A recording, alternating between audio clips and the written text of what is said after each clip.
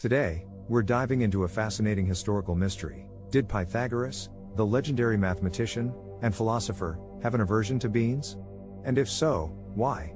This bean business might sound like a legume lover's worst nightmare, but stick with me, and together we'll try to unravel the curious tale of Pythagoras and his bean phobia. Background: Pythagoras and the Pythagorean school. Before we spill the beans on this peculiar story, let's set the stage. Pythagoras was an ancient Greek philosopher, mathematician, and all-around smarty-pants who lived around 570 to 495 BCE.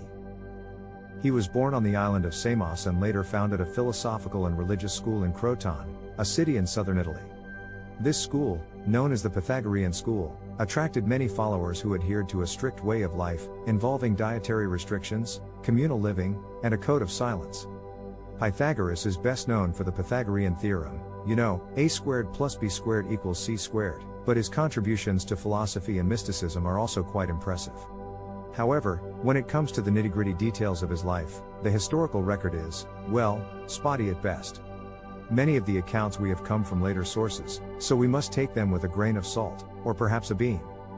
Theories behind the aversion to beans. Now, let's delve into the juicy theories behind Pythagoras' alleged bean aversion. Religious or symbolic reasons. First up, the soulful explanation. Pythagoras and his followers believed in the transmigration of souls, a fancy term for reincarnation. They thought that souls could hop from one body to another after death.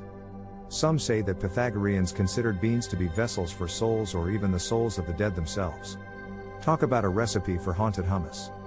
There's an anecdote in which Pythagoras himself supposedly advised a follower not to step over a balance and not to sit on a bushel.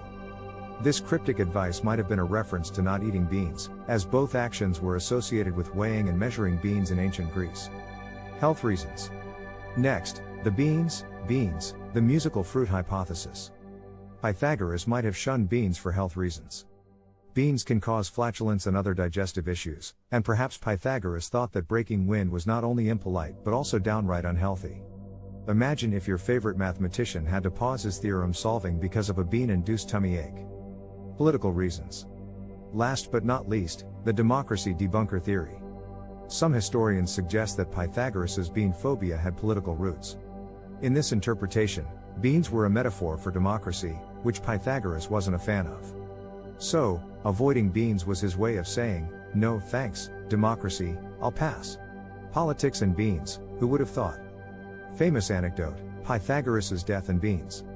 There's a famous story about Pythagoras' death that involves beans. According to one account, Pythagoras was fleeing from his enemies when he came across a field of beans. Instead of running through the field, he chose to face his pursuers, leading to his capture and eventual death. It's unclear whether this story is historically accurate or simply a legend. But it certainly adds an intriguing twist to the bean saga. Debunking the myth. Now, I know what you're thinking: is this bean story just a tall tale? It's possible.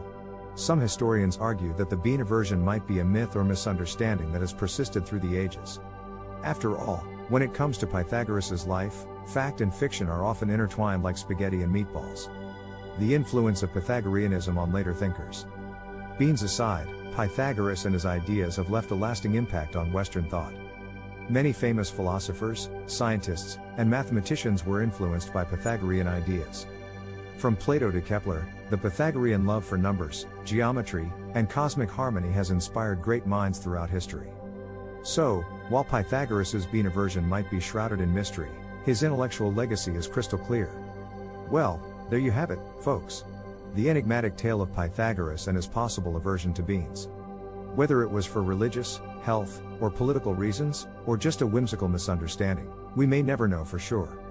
But one thing is certain: Pythagoras left an indelible mark on the world of mathematics and philosophy, and that's no laughing matter.